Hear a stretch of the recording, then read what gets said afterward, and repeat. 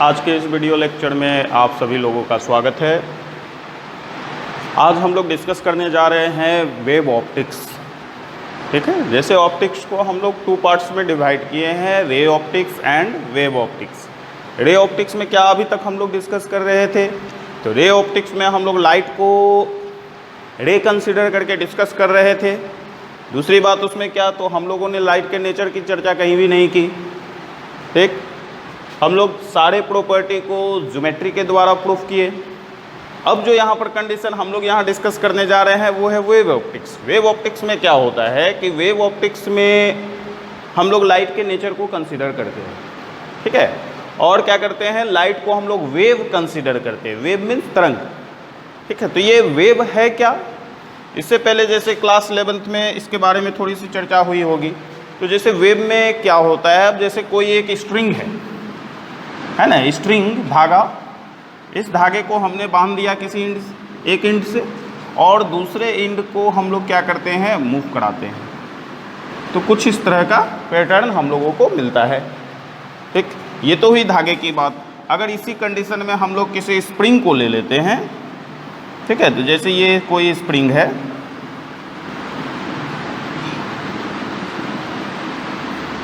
हम लोग क्या करते हैं, इस स्प्रिंग के किसी पार्ट को थोड़ा सा कंप्रेस करके छोड़ देते हैं। जब स्प्रिंग के किसी पार्ट को थोड़ा कंप्रेस करके छोड़ेंगे तो ये स्प्रिंग का शेप कुछ ऐसा होगा।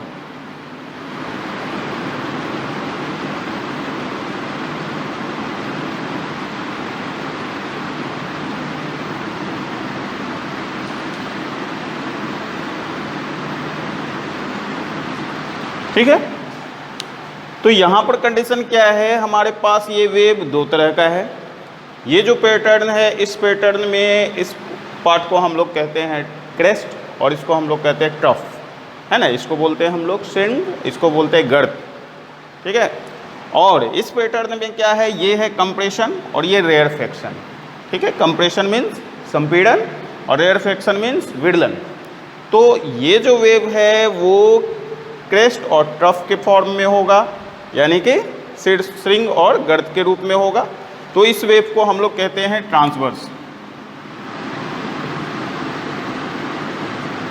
ठीक है, ट्रांसवर्स यानी कि अनुप्रस्थ। ठीक है,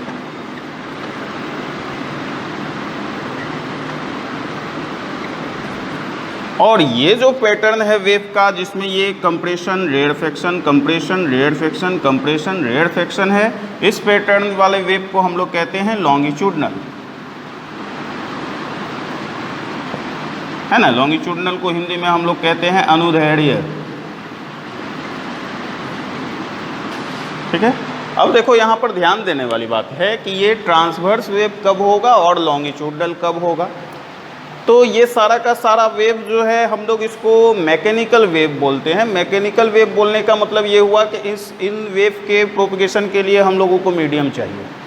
और जब मीडियम की बात करते हैं तो हम लोग यहाँ पर पार्टिकल्स ऑफ मीडियम लेते हैं। पार्टिकल्स ऑफ मीडियम मतलब माध्यम का जो कण होगा, जिसके माध्यम से वेव प्रोपगेट हो रहा है, वो कण हो गया। अब जैसे तुम लोग देखते होगे कि कोई तालाब है ना, पानी का लेयर है, इस पर जैसे अक्सर हम लोग क्या करते हैं, बचपन में हम लोग नाव बनाते थे, है ना। तो जैसे नाव हम लोग चला रहे हैं, अब वो नाव मान लो चला गया दूर। अब दूर चला गया चलते चलते हवा के द्वारा या किसी और के द्वारा, तो हम लोग कभी चाहते हैं कि इस नाव को फिर हम लोग अपनी तरफ खींचे। तो उसके लिए हम लोग क्या करते हैं, इस वाटर लेयर में हम लोग वेव प्रोड्यूस करते हैं। वेव प्रोड्यूस करते हैं किसी भी ऑब्जेक्ट से, या किसी पत्थर को यहाँ मान लो गिरा दिया। अब जैसे पत्थर को हम लोग गिरा दिए तो यहाँ पर क्या होता है कि एक वेव प्रोड्यूस होता है। क्या होता है, इस वेव से ये जो बोट या नाव हमने बनाया वो हमारे पास आ जाता है क्या, या हमसे दूर चला जाता है क्या। हम लोग क्या ऑब्जर्व करते हैं, ये बोट अपने ही जगह पर है, लेकिन सिर्फ अप डाउन ये कर रहा है। ठीक है, तो इसका मतलब ये हुआ कि जैसे हम लोगों ने यहाँ पर किसी पत्थर को गिराया, तो पत्थर के कांटेक्ट में जो भी पार्टिकल्स ऑफ मीडियम होगा, माध्यम का कण होगा, वो चला जाएगा कहाँ, नीचे। और नीचे जाने के बाद वो फिर कहाँ आएगा, वापस ऊपर। तो नीचे फिर ऊपर, फिर नीचे, फिर ऊपर, अप डाउन इस तरह से वो करता रहेगा। अब उस कंडीशन में क्या होगा कि जिस समय ये माध्यम का कण या पार्टिकल्स ऑफ मीडियम ऊपर होगा, उस समय ये जो वेव पल्स होगा वो ऊपर की तरफ होगा, और जिस समय ये नीचे होगा उस समय नीचे की तरफ होगा, है ना। तो ये कंडीशन है हमारे पास। तो ये था ट्रांसवर्स वेव। अगर मान लो कि इसी पार्टिकल को हम लोग पुश करें, है ना, वेव के प्रोपगेशन के डायरेक्शन में, यहाँ पर क्या हो रहा है कि ये है वेव का प्रोपगेशन, है ना, वेव का डायरेक्शन किधर है, फॉरवर्ड की तरफ, और माध्यम का जो कण है, पार्टिकल है, वो पार्टिकल इस डायरेक्शन के क्या है, नॉर्मल अप डाउन कर रहा है। अब दूसरा जो इसमें कंडीशन आता है, उस कंडीशन में क्या है कि जैसे ये मान लो कि कोई भी मीडियम है, इस मीडियम में ये पार्टिकल है ना, वेव का प्रोपगेशन है ये। अब हम लोग पार्टिकल को क्या किए, स्लाइटली पुश कर दिए और छोड़ दिए। अब ये पार्टिकल क्या करेगा, आगे जाएगा, फिर वापस पीछे आएगा, to and fro, back and forth, ठीक है। तो ये पार्टिकल मूव करता रहेगा, आगे पीछे आगे पीछे आगे पीछे, ठीक। तो जिस डायरेक्शन में वेव का प्रोपगेशन हो रहा है उसी डायरेक्शन में ये पार्टिकल भी मूव कर रहा है, ठीक है। तो ये जो कंडीशन है ये ट्रांसवर्स वेव का है, ये लॉन्गिट्यूडनल वेव का। ट्रांसवर्स वेव में क्या होता है, पार्टिकल्स ऑफ मीडियम वाइब्रेट करता है वेव के प्रोपगेशन के नॉर्मल डायरेक्शन में, और लॉन्गिट्यूडनल में क्या करेगा, वो वेव के प्रोपगेशन के डायरेक्शन के अलोंग वाइब्रेट करेगा, ठीक है। तो इसको ध्यान में रखना है। तो ये तो हुआ वेव की बात। अब यहाँ पर हम लोग जो डिस्कस करने जा रहे हैं वेव ऑप्टिक्स। अब वेव ऑप्टिक्स में क्या हुआ कि लाइट को हम लोग वेव कंसीडर करेंगे। अब वेव कंसीडर करेंगे तो लाइट है कौन सा वेव, या लाइट का नेचर क्या है, तो इन चीज़ों को डिस्कस करने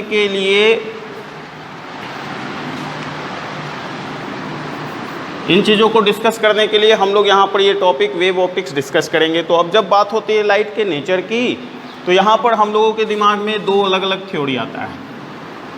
एक थ्योरी न्यूटन ने दिया था और दूसरा थ्योरी हाइगन ने दिया था, ठीक है।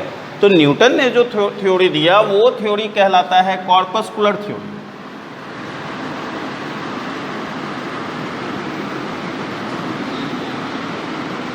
कॉर्पस्कुलर थ्योरी, इसको हम लोग बोलते हैं कणिका सिद्धांत,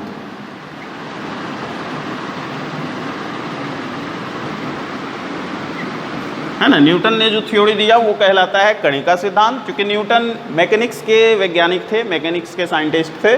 तो उन्होंने जो लाइट को कंसीडर किया वो मैकेनिकल फॉर्म में कंसीडर किया, और वो उसको कण के रूप में कंसीडर किया, और कण के रूप में कंसीडर किया।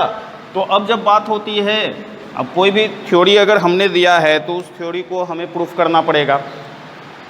तो अब न्यूटन ने दिया कॉर्पस्कुलर थ्योरी, कणिका सिद्धांत, तो इस थ्योरी को उसे प्रूफ भी करना पड़ेगा। तो इसको प्रूफ करने के लिए कुछ थ्योरी है हमारे पास। इसका प्रूफ जो होगा, कौन कौन सा कंडीशन कर रहा है इसको प्रूफ, जैसे हम लोग आगे चल के पढ़े यहाँ फोटो इलेक्ट्रिक इफेक्ट, यानी प्रकाश विद्युत प्रभाव, ये एक घटना है जो हम लोग मॉडर्न फिजिक्स में डिस्कस करेंगे। तो फोटो इलेक्ट्रिक इफेक्ट है, कॉम्पटन्स इफेक्ट है, कॉम्पटन साइंटिस्ट का नेम है, ठीक है, ब्रेक्स लॉ है, ठीक। तो ये कुछ लॉ है जो आगे चल के इस कॉर्पस्कुलर थ्योरी को क्या करती है, प्रूफ करती है ना। न्यूटन ने कॉर्पस्कुलर थ्योरी दिया, लेकिन बाद की ये घटनाएं क्या करती है, कॉर्पस्कुलर थ्योरी को प्रूफ करती है। फोटो इलेक्ट्रिक इफेक्ट को हम लोग तभी एक्सप्लेन कर पाते हैं जब लाइट को पार्टिकल कंसीडर करते हैं। कॉम्पटन्स इफेक्ट, ब्रेक्स लॉ को भी तभी एक्सप्लेन कर पाते हैं जब लाइट को हम लोग क्वांटम या कण या पार्टिकल हम लोग कंसीडर करते हैं, ठीक है। तो ये कंडीशन है। तो जब बात होती है यहाँ पर अब वेव की, अब जैसे न्यूटन के साथ कंडीशन क्या था कि न्यूटन ने कॉर्पस्कुलर थ्योरी तो दिया। अब कॉर्पस्कुलर थ्योरी दिया तो हमारे पास जो कंसेप्ट चला आ रहा था लाइट से रिलेटेड, वो कंसेप्ट क्या था कि लाइट सीधी रेखा में गमन करती है, रेक्टिलिनियर प्रोपगेशन ऑफ लाइट, ठीक है। अब लाइट सीधी रेखा में गमन करती है तो जब सीधी रेखा में गमन करती है तो क्या होना चाहिए। अब यहाँ पर मान लो जैसे किसी ऑब्जेक्ट को हम लोग लाइट के सामने रखा, तो स्क्रीन पे इस ऑब्जेक्ट के साइज का क्या बनना चाहिए, शैडो बनना चाहिए। लेकिन हम लोग क्या ऑब्जर्व करते हैं कि ये जो शैडो है ये स्क्रीन पर तो बन ही रहा है, लेकिन इन शैडो में कुछ और भी पैटर्न हम लोगों को नज़र आ रहा है। ठीक है, कुछ लाइट ऐसा भी है जो इस शैडो वाले रीजन में इंटर कर गया। ठीक है, अब शैडो वाले रीजन में जब ये लाइट इंटर कर गया तो इसका मतलब क्या हुआ कि लाइट स्लाइटली बेंड हुई। तुम लोग सिंपल वे में इसको समझो कि जैसे मान लो कि सन का पोजीशन, ये सनराइज हमारे हो रहा है ईस्ट में। अब सनराइज ईस्ट में हो रहा है और हमारे घर का जो विंडो है, खिड़की है, वो है वेस्ट में। ठीक है, तो कभी क्या होता है, अब जैसे सनराइज ईस्ट में हुआ और वेस्ट में हम लोगों के घर का विंडो है, हम लोग विंडो को खोलते हैं।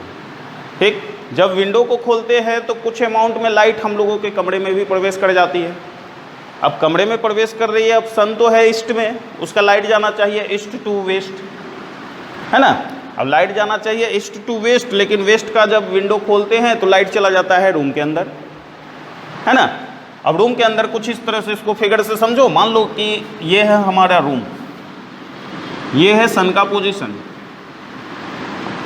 ठीक है, और हमने विंडो खोल दिया ये वेस्ट की तरफ। अब विंडो वेस्ट की तरफ खोला मैंने तो सन का लाइट ऐसा होगा, ठीक है, कुछ लाइट ऐसे चला जाएगा। अब यहाँ पर अगर लाइट का प्रोपगेशन रेक्टिलिनियर होगा, सीधा होगा, तब तो इस विंडो के अंदर से लाइट नहीं जाना चाहिए कमरे के अंदर। लेकिन हम लोग क्या ऑब्जर्व करते हैं कि इस विंडो से कुछ लाइट कमरे के अंदर भी जा रहा है। ठीक है, इस विंडो से कुछ लाइट कमरे के अंदर भी जा रहा है। यहाँ तक कि मान लो कि अगर ये तो मान लो वेस्ट का डायरेक्शन ले लिया, अगर नॉर्थ और साउथ में भी कोई विंडो हो तो हम लोग क्या ऑब्जर्व करते हैं, कुछ लाइट इस विंडो से भी अंदर जा रहा है। ठीक है, और हमारे रूम में जो है वो पूरे कमरे में लाइट फैल जा रहा है। तो आखिर ये लाइट इंटर कैसे किया। अगर लाइट का प्रोपगेशन रेक्टिलिनियर होना चाहिए था तब तो वो इंटर नहीं करना चाहिए था, लेकिन वो लाइट इंटर किया। इसका मतलब कि लाइट के नेचर में कुछ और भी बात छुपी हुई है। वो बात क्या छुपी हुई है, तो वो बात छुपी हुई है ये कि लाइट सिर्फ रे के फॉर्म में नहीं होता है, वो वेव के भी फॉर्म में होता है। और हम लोग एक नया कंसेप्ट डेवलप किए वेव नेचर का। ठीक है, अब जब वेव नेचर की बात हुई तो वेव नेचर का कंसेप्ट कौन दिया, तो वेव नेचर का कंसेप्ट दिया हाइगेन। ठीक है, वेव नेचर का कंसेप्ट दिया हाइगेन। ये जो थ्योरी दिया उसको हम लोग कहते हैं वेव थ्योरी। ठीक है, अब जब बात होती है वेव थ्योरी की तो क्वेश्चन ये होता है कि लाइट का नेचर कैसा है, ट्रांसवर्स है या लॉन्गिट्यूडनल है। तो हाइगेन ने शुरू में जो कंसेप्ट दिया वो कंसेप्ट क्या दिया कि लाइट का नेचर लॉन्गिट्यूडनल है।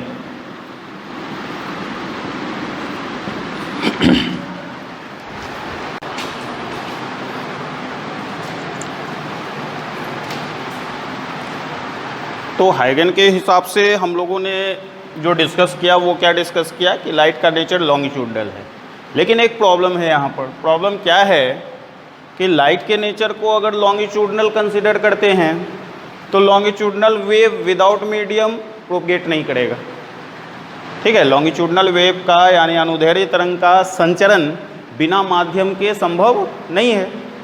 अब जब ये बिना माध्यम का संचरण नहीं हो सकता है, बिना मीडियम का इसका प्रोपगेशन नहीं हो सकता है, तो अब उसके लिए हाइगेन ने क्या एक्सप्लेनेशन दिया, तो उसके लिए ये कंसिडर किया गया कि पूरे एटमॉस्फेयर में एक मीडियम है या पूरे ब्रह्मांड में, यूनिवर्स में एक मीडियम है।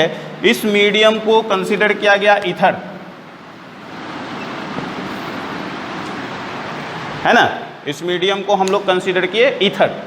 ठीक, तो ये जो इथेरियल मीडियम है, इस इथेरियल मीडियम के साथ क्या कंसेप्ट अप्लाई किया गया, तो जैसे लॉन्गिट्यूडनल वेव के वेलोसिटी को हम लोग v = ई डिवाइडेड बाय रो, इस फॉर्मूले से रिप्रेजेंट करते हैं। इस फॉर्मूले में ये जो ई है वो है इलास्टिसिटी और ये रो है डेंसिटी।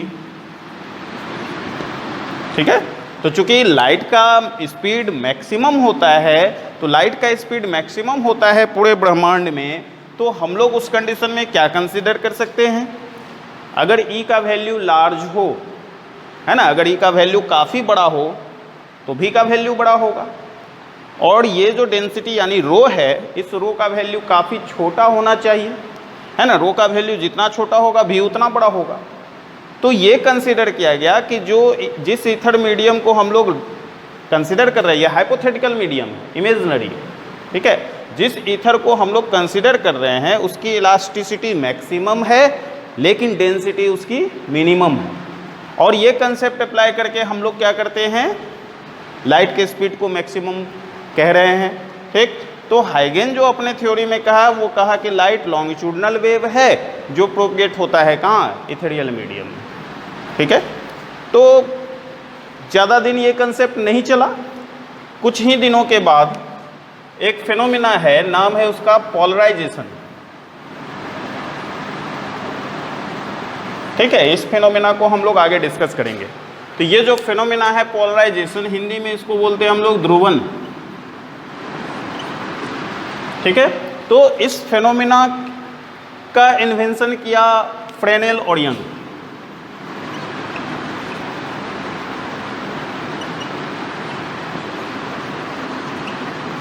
ठीक है, जैसे ही पोलराइजेशन के बारे में पता चला हम लोगों को फ्रेनेल और यंग के द्वारा, तो ये पोलराइजेशन क्या होती है कि जैसे लाइट वेव में जो पार्टिकल्स ऑफ मीडियम है, ये लाइट के प्रोपगेशन के नॉर्मल डायरेक्शन में जितना भी पॉसिबल डायरेक्शन है उसमें वाइब्रेट करता रहता है। ठीक है, और पोलराइजेशन में क्या होता है कि जब हम लोग इसको किसी पर्टिकुलर क्रिस्टल से पास कराते हैं तो इसका पोलराइजेशन सिंगल डायरेक्शन में रिस्ट्रिक्ट हो जाता है। ठीक है, इसका पोलराइजेशन जो होगा वो सिंगल डायरेक्शन में रिस्ट्रिक्ट हो जाएगा। तो ये जो फिनोमिना है, इसी फिनोमिना को हम लोग कहते हैं पोलराइजेशन। ठीक है, अब तुम ये इमेजिन करो कि जैसे हमारे पास दो तरह के वेव हैं, एक ट्रांसवर्स और दूसरा लॉन्गिट्यूडनल। ठीक है, अब सोचने वाली बात यह है कि लॉन्गिट्यूडनल में जो पार्टिकल्स ऑफ मीडियम का वाइब्रेशन था वो बैक एंड फोर्थ, है ना, प्रोपगेशन के डायरेक्शन के बैक एंड फोर्थ। अब सोचो कि अगर इसको किसी स्लिट से पास कराएंगे, किसी क्रिस्टल से पास कराएंगे, तो इसके मोशन में कोई चेंज होगा क्या? नहीं, है ना। अब ये इस तरह से जा रहा है। ठीक है, मान लो सिंपल सा कंसेप्ट है, अब तुम्हारे घर में जो दरवाज़ा तुम्हारा बना हुआ है या गेट तुम्हारे घर का है, वो गेट का मान लो चौड़ाई 3 फीट है। ठीक है, और हाइट तुम्हारे घर का गेट का है 6 फीट। अब मान लो कि तुमको क्या करना है, एक 8 फीट लंबे डंडे को लेकर जाना है, या छोड़ो 8 फीट, चलो 6 फीट ही ले लेते हैं। 6 फीट लंबे डंडे को लेकर जाना है। अब इस डंडे को हम लोग तभी ले जा सकते हैं जब डंडे का पोजीशन ऐसा हो। अगर इसको इस फॉर्म में रखेंगे तो ये पास नहीं होगा। ठीक है, डंडे का पोजीशन अगर ऐसे हो दरवाजे के नॉर्मल, तो ये पास नहीं होगा, लेकिन अगर दरवाजे के डायरेक्शन में रखेंगे तो ये इजीली पास हो जाएगा। ठीक, अगर यही डंडे को हम लोग ऐसे लेकर जाए तब तो डंडे का लंबाई कुछ भी हो, दरवाजे के साइज से उसको कोई मतलब नहीं है, वो दरवाजे से सीधे गुजर जाएगा, चाहे वो डंडा 6 फीट का हो, 8 फीट का हो, 10 फीट का हो। तो लॉन्गिट्यूडनल के साथ कुछ वैसा ही कंसेप्ट है। लॉन्गिट्यूडनल वेव को किसी क्रिस्टल से पास कराते हैं तो उसमें कोई चेंज नहीं होता, वो सीधे चला जाता है। लेकिन जब ट्रांसवर्स वेव को हम लोग पास कराते हैं तो ट्रांसवर्स वेव में जो मीडियम के पार्टिकल का जो वाइब्रेशन है वो वेव के प्रोपगेशन के नॉर्मल है। अब जब वेव के प्रोपगेशन के ये नॉर्मल है तो इस क्रिस्टल से तभी ये पास होगा जब ये क्रिस्टल के ऑप्टिकल एक्सिस के डायरेक्शन में होगा। तो जो भी वाइब्रेशन ऑप्टिकल एक्सिस के डायरेक्शन में होगा वो पास होगा, जो ऑप्टिकल एक्सिस के डायरेक्शन में नहीं होगा वो पास नहीं होगा। ठीक है, तो ऐसा नेचर किस में हो सकता है? ट्रांसवर्स में। यानी कि ये जो पोलराइजेशन हो सकती है वो केवल और केवल ट्रांसवर्स वेव के लिए हो सकती है, लॉन्गिट्यूडनल में पोलराइजेशन नहीं होता है। ठीक है, तो चूंकि लाइट पोलराइज हो रहा है, लाइट को हम लोग पोलराइज कर लिए हैं, लाइट को पोलराइज किया कौन? फ्रेनेल और यंग। तो जब लाइट को पोलराइज किया जा चुका तो इसका मतलब ये हुआ कि लाइट का नेचर लॉन्गिट्यूडनल नहीं है, वो तब क्या है? ट्रांसवर्स है। तब जाकर हाइगेन के थ्योरी में थोड़ा सा चेंज हुआ। चेंज क्या हुआ कि लाइट ट्रांसवर्स वेव मोशन है।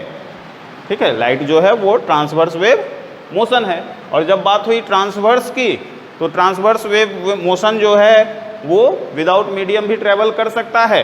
तो वैसी स्थिति में हम लोग क्या किए? ईथर मीडियम के कंसेप्ट को छोड़ दिए। ठीक है, तो अब हम लोग क्या जान रहे हैं कि लाइट का नेचर ट्रांसवर्स वेव है। अब ये लाइट का जो वेव नेचर है यानी कि ट्रांसवर्स वेव का नेचर, ये अब प्रूफ हो रहा है हम लोगों को किन किन फिनोमेना से? तो ये प्रूफ होता है किससे? तो हमारे पास कुछ फिनोमेना जिसको हम लोग वेव ऑप्टिक्स में डिस्कस करेंगे, जैसे इंटरफेरेंस। ठीक है, इसको हिंदी में कहते हैं हम लोग व्यतिकरण। दूसरा है डिफ्रैक्शन, हिंदी में बोलते हैं इसको विवर्तन। तीसरा है पोलराइजेशन, ऐसे भी लिख सकते हैं हम लोग, ध्रुवन। ठीक है, तो अब जो हमारे पास कंडीशन है वो कंडीशन क्या है कि लाइट के वेव नेचर को प्रूफ करने के लिए हमारे पास है इंटरफेरेंस, डिफ्रैक्शन एंड पोलराइजेशन। ठीक है, इन सारे फिनोमिना से हम लोग लाइट के वेव नेचर को प्रूफ करते हैं। अब देखो कंडीशन यहाँ क्या हुआ, लाइट के कॉर्पस्कुलर थ्योरी को भी प्रूफ किया गया, वेव नेचर को भी प्रूफ किया गया। तो ये कन्फ्यूज़न हमारे पास आज तक है कि लाइट है क्या। तो अलग अलग सिचुएशन में जहाँ जब जैसा ज़रूरत पड़ता है वहाँ पर हम लोग लाइट के नेचर को वैसा कंसिडर कर लेते हैं। ठीक है, तो इसको ध्यान में रखना है।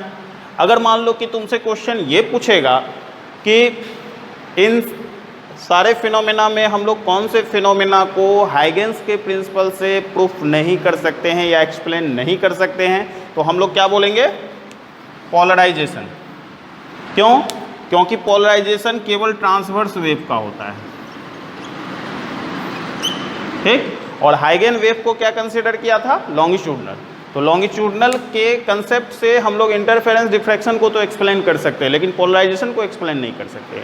तो हाइगेन के प्रिंसिपल के बेसिस पे हम लोग पोलराइजेशन को एक्सप्लेन नहीं कर सकते हैं। ठीक है, तो अब जो लाइट का नेचर हो गया वो हो गया ट्रांसवर्स। तो इसको ध्यान में रखना है। ठीक है।